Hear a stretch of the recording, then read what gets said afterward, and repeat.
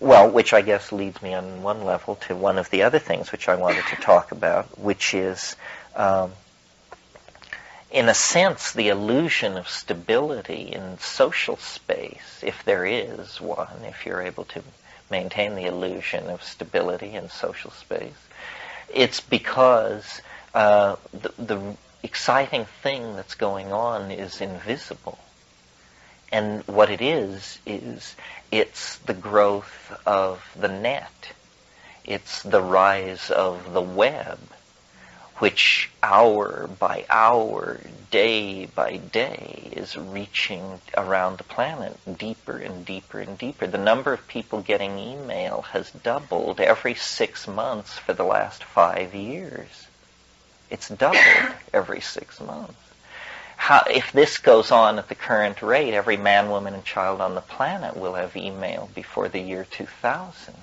And of course, there's nothing to see, there's nothing to touch. I mean, there's some appliances involved, but they're quiet and in the background. And yet, what it is that the human neural net, the unconscious of the species, is actually being hardwired as an artifact. We're pouring glass and gold and silicon down the microtubules of the racial imagination, and as it were, making a kind of casting of the state of the human imagination at the close of the millennium. And to what degree this imaging of ourselves in silicon will ever reach a limit is hard to tell. I mean, we've begun with the past. You know, we're archiving it, we're virtualizing it, we're creating databases that allow us to stroll around in it. But more and more time will be consumed, and eventually the only choice will be to allow it to flow over into the presence. And, you know, prosthesis is already practically a way of life. But what's coming is very hard to imagine. And Prigozhin, to loop one of these concerns back to another, Prigozhin got his start studying traffic theory on freeways.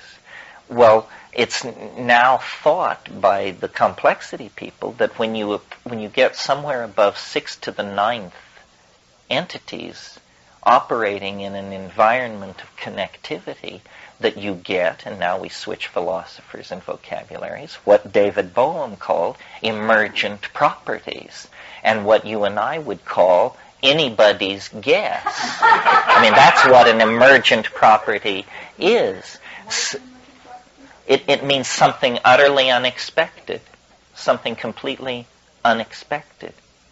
For example, I mean, he used very simple examples. For example, if you have 5 gold atoms, you don't have the color yellow. You don't get that until you have hundreds of gold atoms. That color is an emergent property. It requires a large number of gold atoms for the fact that gold is yellow to begin to be part of the picture. Similarly, wetness. If you have a water molecule, it is not wet in any sense that you can relate to. Wetness is a property of thousands of water molecules. It's an emergent property. And so there's obviously nothing magical about this, unless you happen to be conscious at one of these phase transitions and you actually see an emergent property come out of a species. And clearly what we are trying to do is overcome our differences. Our thing is a curious dichotomy between our individuality and our drive toward community. And technology is facilitating the drive toward community at this incredibly accelerated rate. Traffic is accelerating. Traffic is accelerating. And, you know, my enthusiasm for psychedelic states of mind, I see simply as a kind of aboriginal precognitive anticipation of this state of electronic data fusion and information transparency that is being put in place. Essentially what we're doing is we're realizing our cultural ideals, whether we're conscious of them or not. And one of our cultural ideals is agape, Christian love, or transparent, telepathic sharing. And so our technology becomes this, I mean, that's why we invented printing presses and clear windows and lingerie and the computer, and all of these things facilitate. Do you think that, everybody's reading the Celestine prophecy. What do you think about that? I think that's goes right in line with what you just said. Well, O. Henry said, never read a book till it's 5 years old. And I don't always follow his advice, but in the case of the Celestine prophecy, I'm kind of weird. I was very embarrassed a week ago or 10 days ago. I was in New York City, and I was with some friends of mine who were in a rock and roll band, and they were on the Letterman show. So I went with them to the Letterman show for the taping of the show. It was the Spin Doctors. And I had never seen the Letterman show. So I kept saying to people, is that Letterman? The janitor would go by, and then, because we were there an hour ahead of time. So I'm not very au courant with these cultural icons. I wish the author of the Celestine prophecy, he, she, them, or it, whoever it may be, good luck. A he. But I do, if what I've been able to glean from the ether about the Celestine prophecy is that it is a species of anticipatory, visionary breakthrough, right? Saying that the world is going to change beyond our possibility of recognizing it. I think this is absolutely true. The details are where it gets tricky. Part of my notion of how we should all behave as we move toward this attractor, or this transcendental object that is the telos of the historical process, is to just try and spread calm and good vibes, so that people, it's like a roller coaster, the sign which says, do not stand up. People should not just keep your mouth shut, keep your hands on the handlebars, and, you can yell your head off if you want, but do not stand up, please. Just a word about this, to the immense boredom of half the people in the room who've heard me say this before, but this question about anticipations of the millennium, the way I think of it is that huge events have a kind of backwash into the past.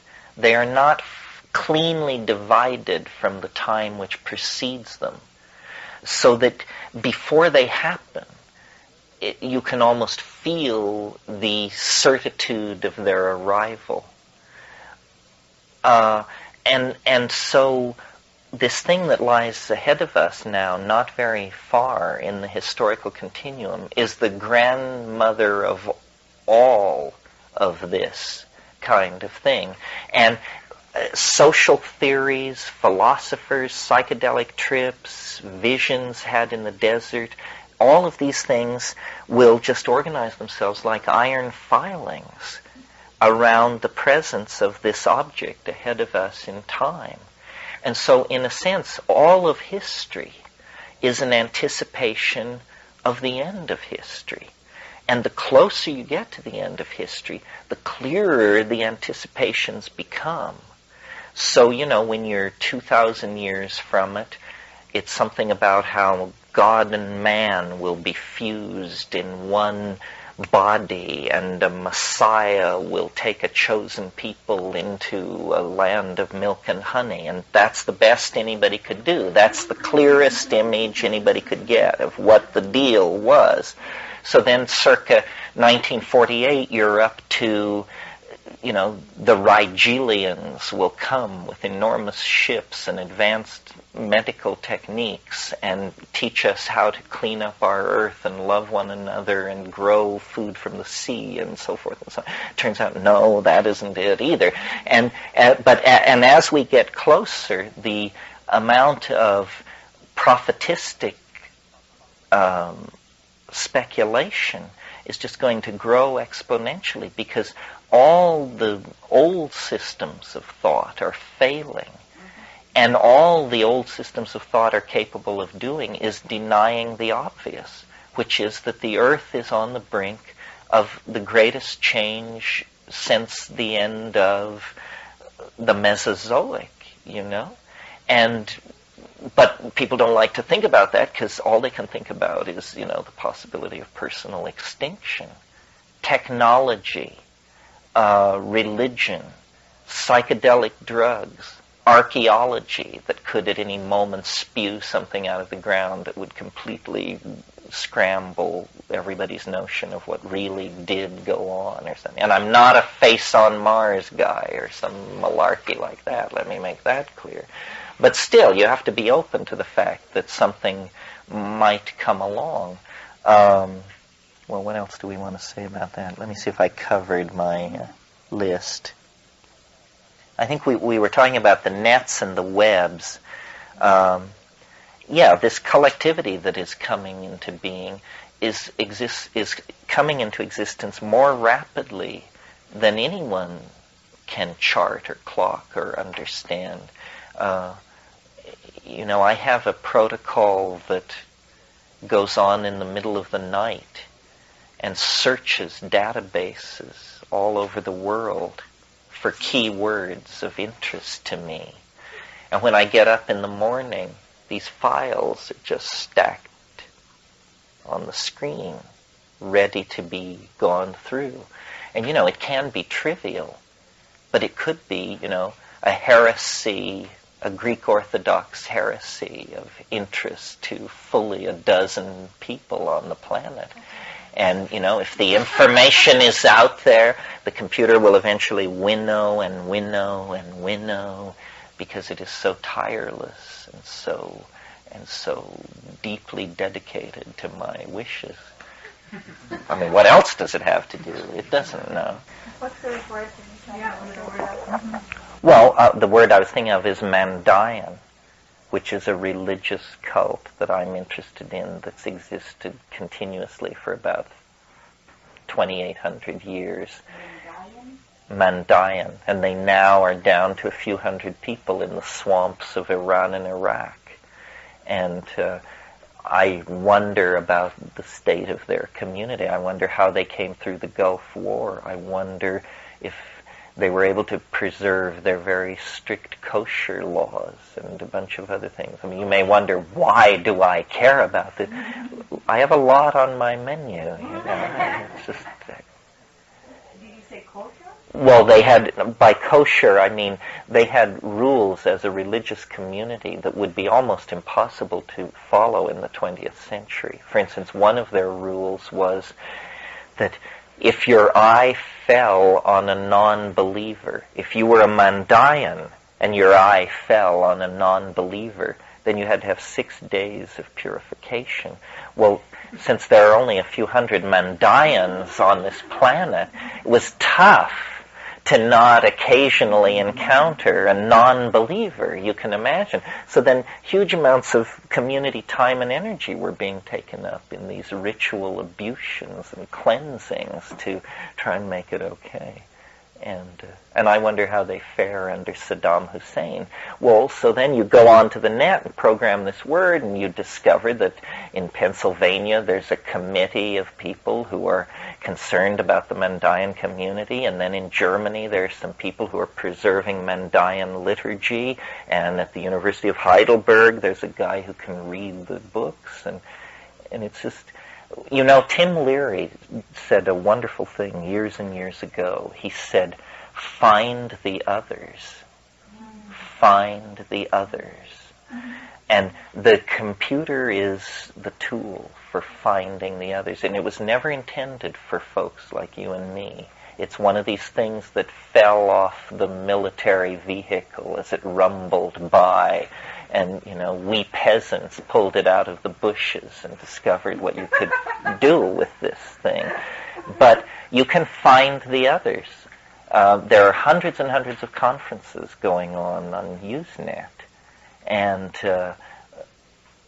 if it's a work of literature, if it's a sexual preference, if it's a complex programming problem, if it's an issue of historical research or diet or anything else, there are 50 or 60 people just waiting to talk to you about this. So, I sort of believe that the psychedelic revolution is beginning to bear fruit, and that we shouldn't have thought of it as the 60s revolution. We should have thought of it as the 30 Years' War. And, victory is now within sight. No one can run or program these vast networks except guys with ponytails. And the suits who are depending on all of this stuff to hold the world together are entirely beholden on, guys with one earring and ponytails and all that. Everything that loathes and revolts them is interposed between them and the technology, because printheads can't hack it. Literally, they can't hack it. And as Thomas Kuhn said in The Structure of Scientific Revolutions, the way you really make revolutions is by waiting for the old guard to die off. And they are dying off. And then the synergy that comes from all of these fields melting together. It is like, my intuition was always that the psychedelic experience was a fractal anticipation of human history. That it starts out the same way, everything's normal, you're just cooking your food around the fire, and then it builds, and then there's structure, and then dissolution of structure, and then technical accretions, and vast downloading of ideas, and so forth and so on. And it's happening. The unitary mind is being created. It is, in fact, in existence. The autonomic functions of the human superorganism are already in place. And what do I mean by the autonomic functions? I mean the daily pricing of gold, the computer transactions that characterize the banking system. This is all going on all the time. Machines are talking to machines, moving billions of dollars around, setting the values of currency and precious metals and commodity. Most of this is on automatic. Human operators are only called in when unexpected fluctuations are picked up inside the system. And yet it's not clear, what is being maximized. The topmost level of control is only assumed to exist. This is very exciting. We all assume that if you follow these trees of control up and up, finally at the level of the IMF, the World Bank, the National Security Council, someone is running it. But it's actually not true. It isn't a tree. It doesn't lead to focal nexus of control. It's a net. It's a web. And, when you realize this, you realize that a very large amount of power is in your hands. The people in this room, even if a couple of homeless have crept in here this evening, which is not likely, the people in this room probably represent the upper 5% of the most powerful manipulators on the planet. Because if you just have a telephone credit card, you're in the upper 10% of the powerful manipulators of information on the planet.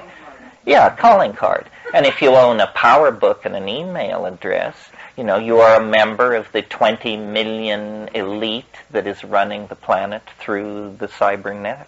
And talking to those people, changing their minds, interacting with them, is the way to steer it. And they are not the suits. They are not the guys chewing the black cigars. They're a much more malleable and open crowd. It's hard to pass a capitalist dominator through the keyhole of cyberspace. You have to be young and lean and mean. Tattoos help. That sort of thing.